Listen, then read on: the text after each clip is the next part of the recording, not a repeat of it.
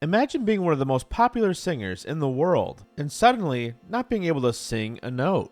In 2011, this became John Mayer's nightmare. A growth on his vocal cords threatened to silence him, just as his own mistakes pushed him out of the spotlight. The timing couldn't have been worse. Or maybe this was the blessing in disguise that he had needed all along. But from this crisis emerged one of his most soul-bearing works. This is the story of how John Mayer almost lost his voice, and how the possibility of never singing again shaped not only his career but his outlook on life going forward. This is how his album Born and Raised helped save his career and himself.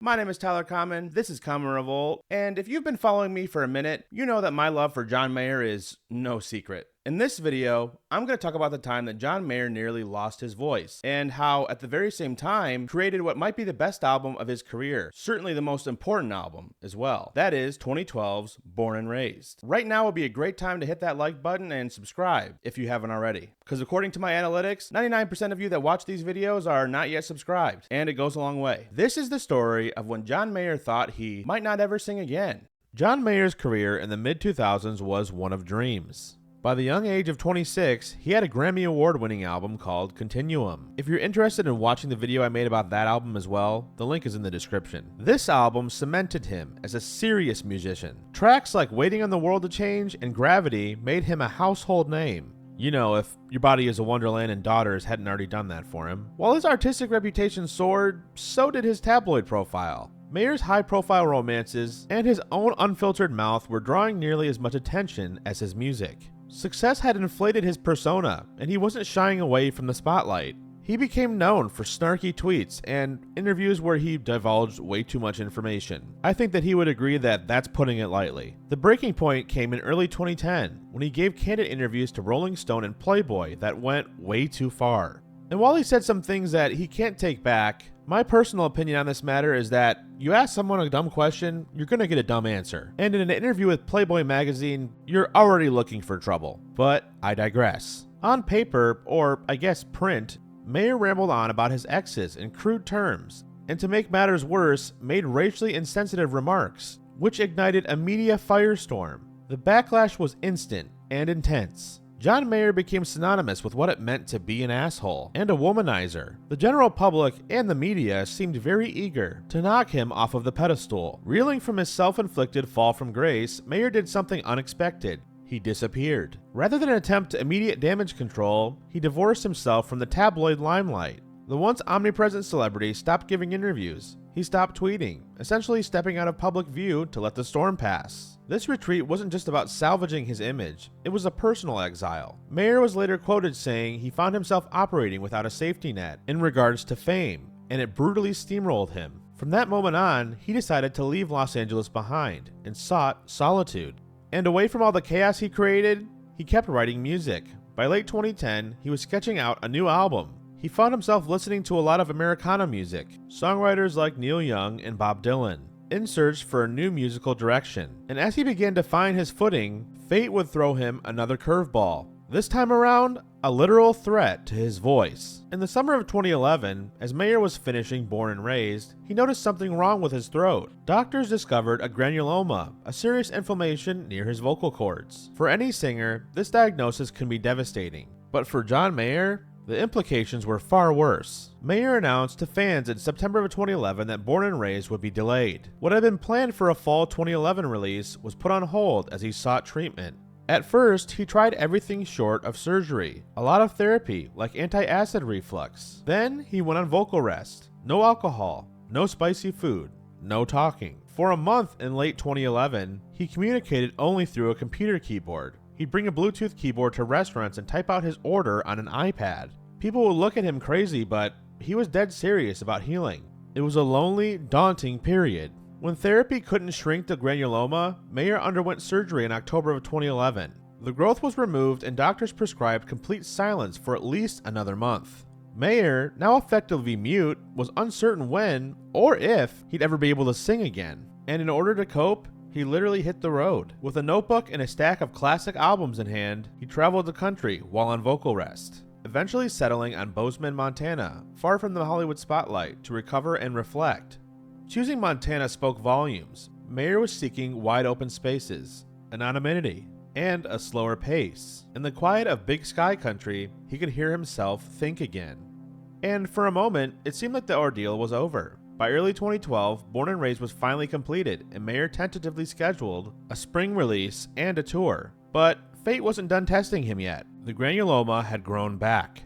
In March of 2012, just weeks after announcing his comeback, Mayer's doctors found the throat condition had returned. This meant he had to cancel his upcoming tour. The Born and Raised tour never even got out of the garage. It was a crushing setback. After a year of rigorous recovery, he found himself back at square one, facing another surgery and another stretch of silence. Mayer told NPR at the time that he was in a holding pattern until he could summon the discipline for a 6-month period of extreme self-discipline to rehabilitate again. Emotionally, this was uncharted territory. How does a man whose life is built around making sound cope with total silence? He admitted that at first, the quiet felt exciting, and then the novelty wore off. And that's when the what could have been depression sets in. He had a choice: panic or find a new perspective. He turned that silence into an opportunity. Instead of wallowing, Mayer doubled down on listening, learning, and writing. As he put it, losing his voice was no less wild than putting out your first record, and saw it as another chapter in the life that he signed up for. That hard-won optimism would soon find its way into his music. The crisis with Mayer's voice coincided with a radical shift in his musical direction. Even before his vocal injury, Mayer felt the urge to shed his old skin. During his final tour for 2009's Battle Studies, he was already gravitating toward new musical ideals, immersing himself in records by Bob Dylan and Neil Young. He longed to explore folk and Americana sounds, even if it meant pausing his pop stardom. Now, forced into seclusion, he finally had the time and perspective to do it. With the help of veteran producer Don Was, Mayer crafted Born and Raised, largely in Los Angeles studios. But the album's spirit was far from Hollywood. It's steeped in 1970s folk rock warmth, full of acoustic guitars, harmonica, and Laurel Canyon vibes. Critics noted it marked yet another change in Mayer's style, incorporating earthy folk and Americana elements and nods to legends like Crosby, Stills, and Nash. Also, there are guest vocals from Crosby and Nash on the title track. Fun fact, this wasn't the glossy blues pop that we heard on Continuum. Instead, Mayer's new songs sounded like they could have been penned on the front porch of a Montana cabin at sunrise. Mayer was determined to keep things honest and raw. In fact, his songwriting approach for Born and Raised was unusually spontaneous. He revealed that he composed many songs in a sort of improv trance, strumming chords and freeform singing to see what stirring ideas surfaced. The chorus for Shadow Days, for example, emerged when he was idly playing a chord progression. He found himself singing "I'm a good man with a good heart," and it stopped him in his tracks. He realized he couldn't just make that claim without context, so he dug deep in an effort to explain that honesty in the verses. This improvising, heart-on-the-sleeve writing method yielded some of Mayer's most personal lyrics of his entire career. Mayer's temporary vocal limitations actually shaped the album's sound. Unbeknownst to him at first, the granuloma had forced him to stay in a lower register while writing. In a 2013 interview with Time magazine, he said that the songs are all in a lower pitch because he would hit a ceiling faster. In hindsight, he realized Born and Raised was crafted around the constraints of his ailing voice. But rather than hurt the music, those constraints gave the album a relaxed, hushed quality, perfectly suiting its introspective tone. Mayer even said that Born and Raised and its follow-up, Paradise Valley, stemmed from the inability to sing higher, which meant he leaned into a gentler range and vibe. What could have been a weakness became a defining feature of his new sound going forward. The album's production also reflected Mayer's quest for authenticity. Don Was' influences can truly be felt in the organic arrangements. He had already produced for artists like the Rolling Stones, Willie Nelson, Ringo Starr, and Bob Dylan, and with his wide skill set, he helped Mayer strip the music down to essentials. And visually, the album artwork also signaled a rebirth. It was meticulously designed by artist David Adrian Smith. The artwork even hints at the album's themes of time, aging, and starting anew, with Mayer later revealing the secret behind the clock on the front cover and why its timing was set to 10:38 a.m. That's right, it's 10:38. Why is it at 10:38? I have obsessed with my place in time. I'm always thinking about my place in life. If the average male life expectancy was a 24-hour day, then at the time I released this album, it was 10:38 a.m. in the entire day of my life. And now, as I stand here before you, it's about lunchtime. If you go home and figure out what time of day it is in your life, I promise you it will motivate you to get out there and live more life. When Born and Raised was finally released in May of 2012, listeners heard a very different John Mayer. The bravado and glossy sheen of his earlier hits were gone, replaced by introspection, humility, and heart. These songs are steeped in the hard lessons Mayer learned during his time in the wilderness, and saturated with the loneliness of his self-imposed exile. The lead single being Shadow Days felt like a public olive branch, an apologetic, hopeful song that many interpreted as Mayer acknowledging his past mistakes. Perhaps the most surprising song on the album was Walt Grace's Submarine Test, January 1967. The track is a storytelling folk ballad about an inventor who builds a submarine in his basement and escapes to sea, chasing a dream while everyone doubts him, and ultimately finds redemption beneath the waves. Sound familiar? Mayer's choice to include this odd little story song speaks volumes about the state of his mind at the time of writing. The triumphant, if mysterious, end to Walt Grace's adventure is the album's way of hinting at hope, that Mayer's own risky journey might have been a rewarding outcome. And by the time the final track on the album, A Face to Call Home, plays, which if you were wondering is my favorite song on the record, the emotional journey has never been more clear. A hopeful number about finding stability, a face to call home after a long period of wandering. And fittingly, as the song swells, you can hear the sense of relief and gratitude in Mayer's voice. He's not a cocky hit chaser here. He's a man who's just grateful to be singing again, looking forward to whatever comes next. Born and Raised may lack the radio singles or flashy guitar solos of Mayer's earlier work, but it makes up for it with heart. And I would even argue that Mayer's core fanbase doesn't care about radio singles. This is the sound of an artist rebuilding himself from the ground up.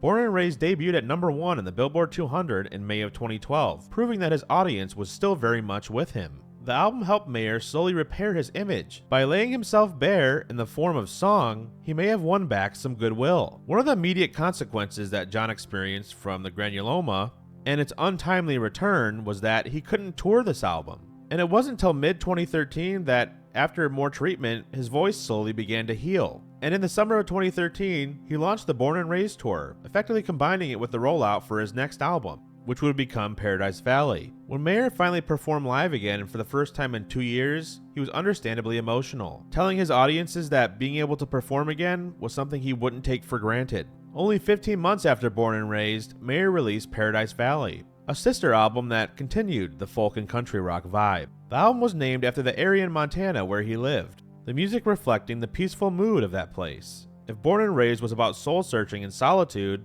Paradise Valley was the content sigh after the storm. Over the next several years, Mayer gradually reintroduced other facets of his artistry. By the late 2010s, his voice was fully recovered. He soon began incorporating more of his bluesy guitar chops and pop sensibilities again, though always on his own terms. He joined the rock supergroup Dead & Company, indulging his jam band side playing Grateful Dead songs on tour. And in his 2017 album, The Search for Everything, he blended some of the introspection of Born and Raised with the polished production of earlier work, showing that introspective songwriting was now firmly part of his toolkit. And fast forward to 2021, Mayer released Sob Rock, an album that playfully paid homage to the soft rock sound of the 1980s. I also made a video about this album, which I'll link in the description.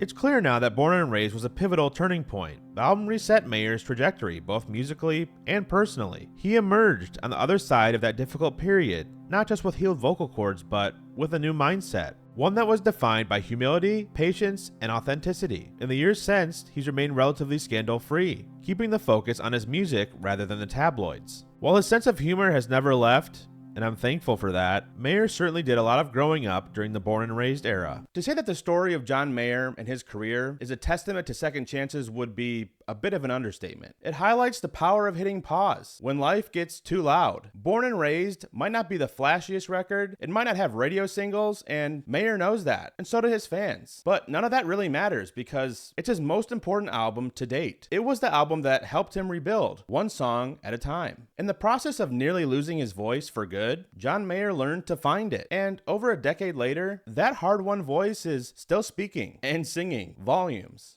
Thank you for watching this video. You could have been anywhere on the internet watching anything at all, and you chose this video. And for that, I am grateful. My name is Tyler Common. You're watching Common Revolt. Let me know what you thought of this video below and what artists I should talk about next. Please subscribe. We'll see you next time.